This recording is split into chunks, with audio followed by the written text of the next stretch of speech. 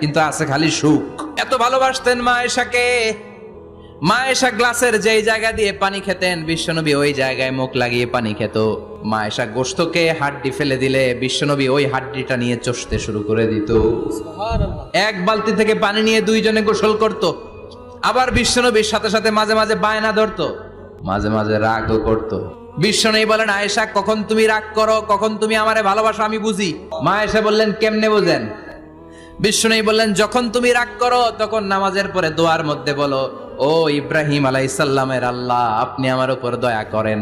তার মানে তুমি রাগ করে আছো, আমার নাম নাও নাই। আর যখন আমার উপর খুশি থাকো নামাজের পরে দোয়াতে বলো, মুহাম্মদ সাল্লাল্লাহু আলাইহি ওয়াসাল্লামের আল্লাহ, আপনি আমাদের উপর রহমত করেন।